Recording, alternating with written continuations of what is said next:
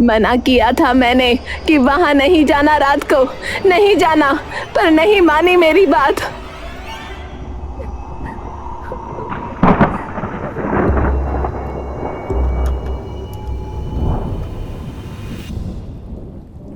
वंश अपनी बहन वाणी की तरफ देखता है। वाणी बिस्तर के सिरहाने से सिर टिकाए एकदम चुपचाप बिखरी हुई सी बैठी होती है। वंश आकर वाणी के बगल में बैठ जाता है और उसके कंधे पर हाथ रखकर सामने फोटो की तरफ देखने लगता है। पहले माँ और अब हमारा बाप भी हमसे छीन लिया। मैं तुझसे पूछता हूँ वाणी, तू क्या चाहती है कि हम अब क्या करें? देख, तू अगर कहेगी तो हम अभी ये गांव छोड़ के जा सकते हैं। मैं पहले ही अपने माँ बाप को खो चुका हूँ, अब तुझे नहीं खो सकता मैं। भैया, बात अब बस मेरी आपकी नहीं है। हम तो चले जाएंगे, पर ये सवाल मुझे कभी नहीं छोड़ेंगे। है तो तू बहन मेरी, तो ढूंढे फिर जवाब। हाँ। डमरू की आवाज सुनी थी, हमें सिर्फ इतना पता है, पर पूरी बात गांव में किसी को नहीं पता। क्यों नहीं पता? पता है ना? पता है, पर किसे? गांव के लोग जो इतने डरे बैठे हैं, उन्हें तो पता ही होगा ना कि पूरा माजरा क्या है। बात तो ठीक है।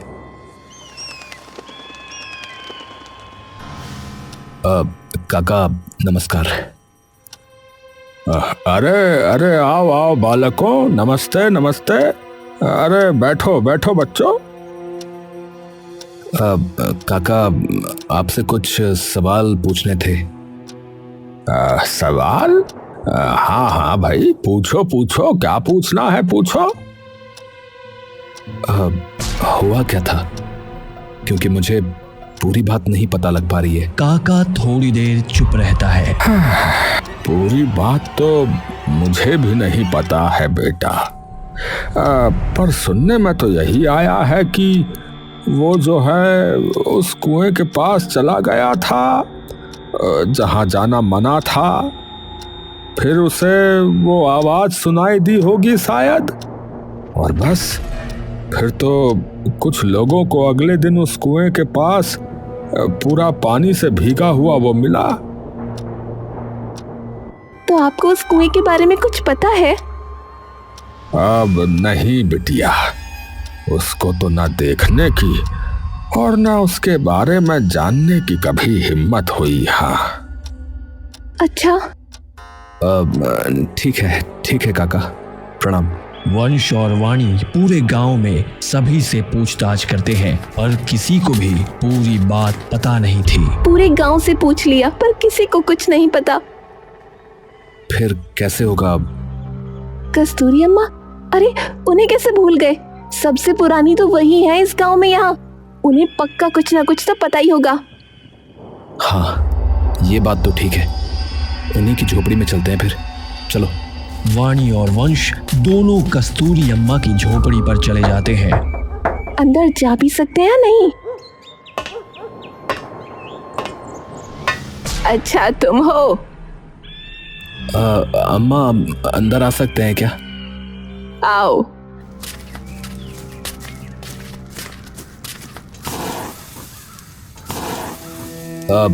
अम्मा आपसे कुछ सवाल पूछने थे। क्या पूछना है? कि तुम्हारा बाप कैसे मरा? हाँ माँ। क्यों जानना चाहते हो? क्योंकि बाप था हमारा। इसलिए इतना तो हक हमारा भी बनता है। बता तो दी थी, उसे डमरू की आवाज सुनाई दे गई होगी। पहला सवाल तो यही है कि आपको कैसे पता कि उन्होंने उस डमरू की आवाज सुनी होगी? क्योंकि कुएं के पास पड़ा मिला था वो। वो तो कोई मार के फेंक भी सकता है ना? क्यों, तुम्हारे बाप से किसी की दुश्मनी थी क्या? नहीं। फिर और अगर किसी ने मारा होता तो पुलिस को ना पता लगता क्या? तो फिर हुआ क्या है? वो कुएं के पास गया था रात को। इस बात का मतलब क्या है? हमें ये तो बताओ ना, क्या है ऐसा उस कुएं में कि लोग उसके आसपास भी जाने से डरते हैं? बस समझ लो कि कुछ ऐसा है कि उसके आसपास जिनका भी घर था वो सब अपना अपना घर छोड़कर भाग गए वहां से। वही तो हमें पूछना है कि क्यों, ऐसा क्या है उस कुएं में? राक्षस। राक्षस? हाँ, वो कुआं देखा है तुमने कभी? उस कुएं की जमीन तुम्हें कभी ना दिखेगी, दिखेगी तो सिर्फ अंधेरा। क्यों? क्योंकि सच में वो कुआं कहीं खत्म नहीं होता, वो कुआं सीधा पाताल लोक में जाता है। कुछ भी बोलती हो अम्मा, ये कैसे हो सकता है? और पाताल लोक में डमरू कब से बजने लगे? जो है वही बता रही हूँ। आपको कैसे पता? आपने जाकर देखा है? गांव के कई लोग आए थे तुम्हारी तरह जो इसका पता करना चाहते थे, तो वो उस कुएं में गए। थोड़ी देर तक तो उनकी आवाज आई, थोड़ी देर बाद एकदम बंद हो गई। तो अगर तुम सोच रहे हो ना कि बाप की मौत का राज पता लगाओगे तो भूल जाओ, वरना तुम्हारा भी वही हाल होगा। वैसे आपको इसके अलावा कुछ पता है क्या? अभी भी चेतावनी दे रही हूँ कि वहां जाने का सोचना मत। वो कुआं पहले ही कई लोगों की जान ले चुका है। अरे वानी, चल यहाँ से, इन्हें भी कुछ नहीं पता है। दोनों वापस घर चले जाते हैं।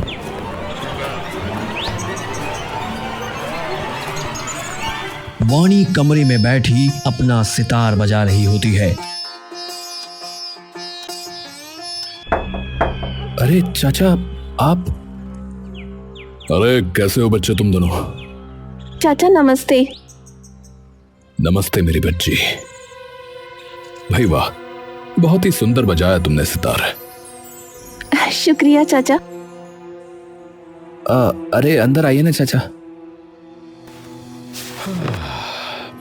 तुम्हारे पापा के कपड़ों में हमें एक खत मिला बेटा।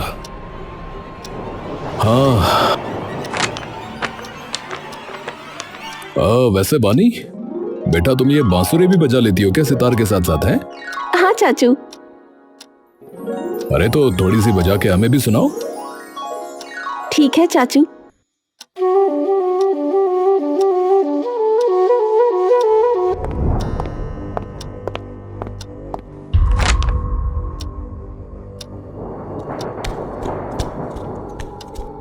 दीवार?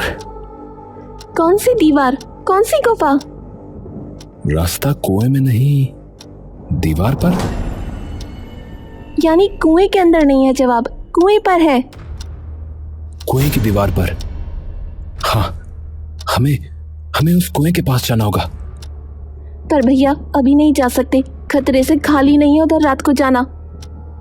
हाँ, तो एक काम करते हैं, कल सुबह सुबह जाएंगे।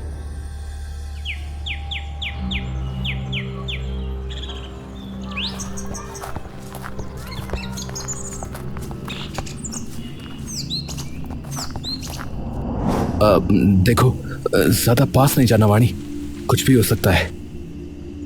भैया यहाँ देखो, ये कैसे निशान है? एक काम करते हैं, इसे लिख लेते हैं, शायद आगे काम आ जाए। पर है क्या ये दीवार पर रास्ता है जो पापा ने लिखा था। हाँ, डमरू एक बार बजा तो सीधा, और 3 बार बजा तो दाएं, और 4 बार बजा तो बाएं। पर हमें कैसे पता लगेगा कि मुड़ना कहाँ है? शायद मोड़ अपने आप ही हमें दिख जाए। कुछ जोखिम तो हमें भी उठाना पड़ेगा ना भैया। वंश फटाफट से कलम कागज लेकर और डमरू की ताल सुन सुनकर पूरा रास्ता लिख लेता है। चल। वंश और वाणी रास्ता देख देख कर आगे निकल जाते हैं और जंगल में जा घुसते हैं।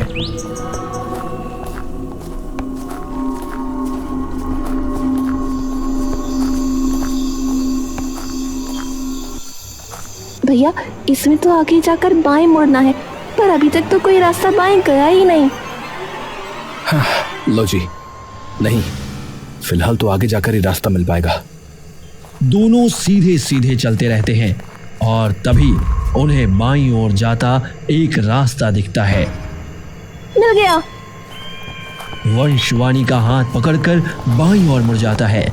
दोनों धीरे धीरे रास्ता पार कर उस छुपी हुई गुफा के सामने पहुंच जाते हैं। गुफा के आसपास काई जमा होती है और उस पर कई सारे जाले लगे होते हैं, लेकिन जालों के बीच में एक जगह बनी हुई होती है, जैसे कोई उन्हें हटाकर गुफा के अंदर गया हो। पापा जरूर अंदर गए होंगे, तभी यहाँ जगह बनी हुई है। पर पापा हमें छोड़कर क्यों चले गए? ऐसा क्या था? अरे पापा पुलिस में थे यार। उन्होंने न कभी कुछ गलत होते हुए सहा, न उनसे कभी कुछ गलत होते हुए देखा गया। तो जिस कुएं की वजह से गांव में इतनी मौतें हुई हों, तो बताओ वे कुछ क्यों नहीं करेंगे? वाणी चुपचाप वंश की ओर देखती रहती है। चलिए ना अंदर चल के देखते हैं। रुक, पहले मशाल जला लेते हैं, अंदर अंधेरा होगा ना। दोनों हाथ में मशाल लिए गुफा के अंदर घुस जाते हैं। दोनों आसपास देखते हैं, लेकिन कुछ नहीं होता। कई देर तक दोनों सीधे ही चलते रहते हैं कि तभी उन्हें एक औरत की आवाज आती है। जाओ। दोनों भाई बहन अचानक से पीछे मुड़कर देखते हैं। ये कौन था? पता नहीं, पर तू जल्दी जल्दी चल। फिर से उसी औरत की आवाज उन्हें आती है। जाओ मैंने कहा। एक हवा का झोंका वंश और वाणी के मुंह पर आकर लगता है। आप कौन है? आप कौन है? देखिए, हम सिर्फ यहाँ अपने सवालों के जवाब लेने आए हैं, तो अगर आपके पास हमारे जवाब हैं तो बता दीजिए ना। मीना की आवाज एक बार गुफा में गूंज जाती है। जल्दी जाओ वरना वो गुस्सा हो जाएंगे। थोड़े दिनों पहले एक आदमी भी यहाँ जवाब खोजते खोजते आया था, डूबकर मर गया वो। उसे नहीं पसंद कि कोई उनके करीब आए। जिन भी लोगों को ये मिला उन्होंने उसे डुबो कर मार दिया और कुएं के बाहर निकाल कर फेंक दिया था। तो जाओ तुम दोनों, इससे पहले उन्हें गुस्सा आ जाए। तो फिर उस डमरू की आवाज ने हमें वो रास्ता क्यों बताया? कौन सा रास्ता? यहाँ का। तुमने वो डमरू सुना तो तुम जिंदा कैसे बचे? जो भी उस डमरू की आवाज सुनता है वो उसे कुएं में खींच लेता है। अरे कौन वो? और आप हैं कौन? सामने क्यों नहीं आ रही? क्योंकि मैं मर चुकी हूँ, मेरी आत्मा है बस यहाँ। देखो तुम लोग जाओ वरना तुम भी। देखो, वो जो आए थे वो हमारे पापा थे, तो हम नहीं जाने वाले। हाँ देखो, उस कुएं या जो भी कोई उसमें है वो हमारे गांव के कई लोगों की जान ले चुका है, और हम अब की बार तो इसे रोकेंगे। हाँ, नहीं तो फिर हम भी मर ही जाएंगे। हाँ, क्योंकि अब तो कोई बचा भी नहीं हमारा। माँ बचपन में चली गई और पापा अब, और हम नहीं चाहते कि जो हमारे साथ हुआ वो किसी और के भी साथ हो। कुछ देर तक कोई आवाज नहीं होती। गई क्या? यही हूँ। अच्छा, जिसकी आप बात कर रही हैं वो कौन है? मेरे पति राजेश भंडारी। क्या? तो वो कर रहे हैं ये सब? हाँ।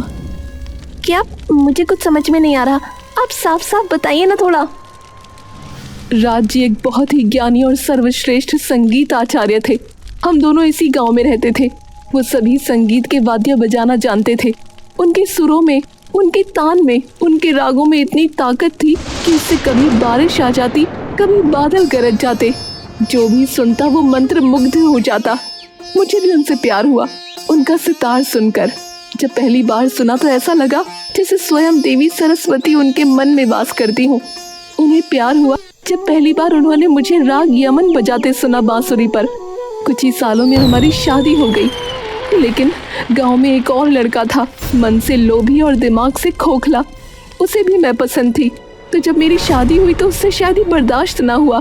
तो जब एक दिन राज जी घर पर नहीं थे तो उसने अपने कुछ दोस्तों के साथ मिलकर मेरा अपहरण कर लिया और मुझे जंगल में ले गया। मुझे आज भी याद है कि मुझे जलाने से पहले उस लड़के ने मुझसे क्या कहा था, सिर्फ मुझसे शादी करनी चाहिए थी तुम्हें। जब आत्मा के रूप में आई तो सिर्फ इतना देखा कि राजेश जी मेरे जले हुए शरीर को अपनी गोद में लिए इस गुफा में बैठे हुए हैं और जोर जोर से चीख कर रो रहे हैं। धीरे धीरे उनका दर्द, उनकी पीड़ा ऐसे क्रोध में बदल गई जिसका भुगतान पूरे गांव को करना पड़ा। उस रात उन्होंने अपने हाथ में डमरू लिया। उस डमरू की हर ताल में सिर्फ भीषणता थी। इतने आक्रोश और क्रोध से उस दिन उन्होंने वो डमरू बजाया कि उसकी गर्जन से बादल भी फट पड़े। पूरा गांव भूकंप से तहस नहस हो गया। वो मंजर इतना भयानक और रूह कपा देने वाला था कि मानो शिव ने फिर से सती के प्राण जाने पर भैरव का रूप धारण कर लिया हो। मैं खूब चिल्लाई लेकिन मेरी एक आवाज नहीं सुनी। पूरा गांव मिट्टी में मिल गया। और आपके पति का क्या हुआ? वो भी उसी हादसे में डूब गए, पर उनकी आत्मा वो उसी डमरू में फंसी रह गई। वो अभी भी इस गांव के लोगों से नाराज है, तो तुम जाओ।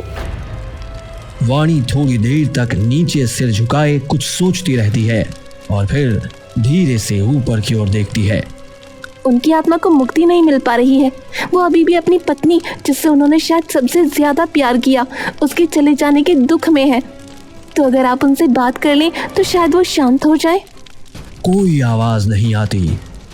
मैंने बहुत कोशिश की, पर वो मुझे उस डमरू के अंदर से सुन नहीं पा रहे हैं और ना ही देख पा रहे हैं। तो वो डमरू कहाँ पर है? मैं बता तो दूंगी, पर तुम कभी उस जगह तक नहीं पहुंच पाओगे।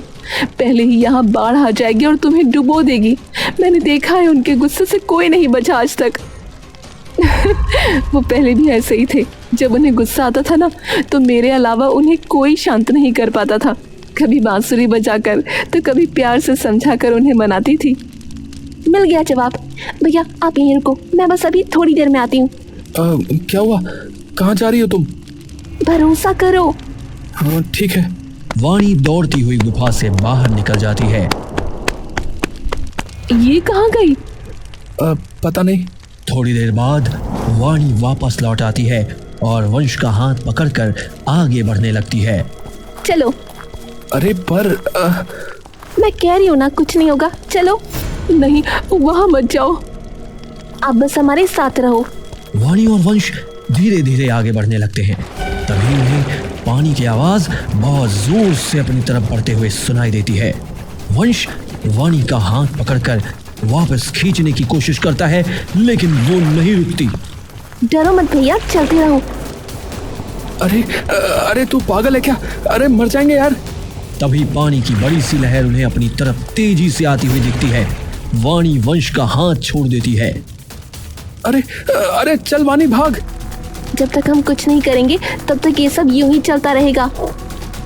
वाणी अपनी जेब से एक बांसुरी निकालती है और बांसुरी बजाना शुरू कर देती है। पानी उनकी तरफ तेजी से बढ़ रहा होता है। अरे ये तो क्या कर रही है? अरे छोड़ बांसुरी। अरे बांसुरी क्यों बजा रही तू? तभी मीना की आवाज आती है। वो राग यमन बजा रही है जो उन्हें पसंद है। वंश चौंक कर वाणी को देखने लगता है। पानी तेजी से उनके बहुत करीब आ रहा था। हे प्रभु रक्षा करना प्रभु। पानी तेजी से आते आते एकदम से उनके मुंह के सामने आकर रुक जाता है और वाणी बस आंखें बंद कर बांसुरी बजा रही होती है। पानी धीरे धीरे पीछे जाने लगता है। जैसे जैसे पानी पीछे जाता है, सभी लोग उसके साथ साथ आगे बढ़ने लगते हैं और आखिरकार वो गुफा के बिल्कुल अंदर पहुंच जाते हैं, जहां उन्हें एक मिट्टी में काई जमा हुआ डमरू दिखता है और उसी के बगल में 2 कंकाल दिखते हैं। ये दोनों? हाँ, हम ही हैं। तो अब क्या? पहले तो इन्हें बाहर लेकर जाना होगा। वंश की नजर तभी साइड की एक गहरी ढलान पर जाती है। ये ढलान कहाँ जा रही है? सीधा कुएं के अंदर। वाणी जाकर वो कंकाल उठाती है और वंश वो डमरू उठाने लगता है कि तभी पूरी गुफा में जोर का भूकंप आने लगता है और सारी गुफा टूटकर नीचे गिरने लगती है। नहीं, अब कहाँ जाएं? वंश भागकर वाणी का हाथ पकड़ लेता है। इस ढलान में चले जाओ। क्या? हाँ, अभी, वरना यहीं दबकर मर जाओगे, सब बेकार हो जाएगा। वंश और वाणी दोनों उस ढलान में चले जाते हैं। दोनों के कदम अपने आप ढलान की वजह से तेजी से आगे बढ़ने लगते हैं और तभी दोनों कुएं के अंदर पानी में जा गिरते हैं। तभी वंश कुएं की रस्सी की ओर बढ़ता है और वाणी को अपने कंधे पर टांग कर रस्सी पकड़कर ऊपर चढ़ने लगता है।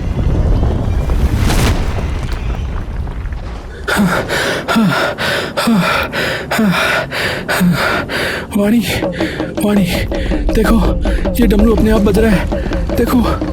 डमरू एक एक करके जोर से बजता है। धरती हिलने लगती है। वंश गिरने ही वाला होता है, पर वाणी आगे बढ़कर बांसुरी होठों से लगाती है। राग यमन की धुन गुफा में गूंजने लगती है। डमरू की गूंज धीरे धीरे कमजोर पड़ती है और उसके अंदर से एक तेज रोशनी निकलती है। उस रोशनी से राजेश की आत्मा सामने आती है। आंखों में दर्द और गुस्से का तूफान। वाणी बांसुरी बजाती रहती है। धुन समाप्त होते ही एक नरम रोशनी के साथ मीना की आत्मा भी प्रकट होती है। शांत हो जाओ ना, अब तो आप, मैं आ गई ना, चलो चलते हैं अब। राजेश की आंखों से आंसू बहते हैं। एक आखिरी सवाल, तूने मेरे बाप को और उन सबको क्यों मारा जो कुएं के पास गए? बोल। क्योंकि गुस्से में था, मैं गुस्से में था, ताकि कोई मेरी और मेरी मीना की यादों के करीब ना आए, ताकि कोई हमारे दर्द को फिर से ना छेड़े। इसलिए सबको दूर रखा, मौत बनकर। बस इतना कहकर दोनों आत्माएं एक दूसरे का हाथ पकड़कर धीरे धीरे प्रकाश में विलीन हो जाती हैं। आसमान साफ हो जाता है। कुआं जिसमें कभी सिर्फ अंधेरा हुआ करता था, उसके पानी की स्थिरता में अब पूर्णिमा के चांद का अक्स एकदम साफ चमक रहा होता है।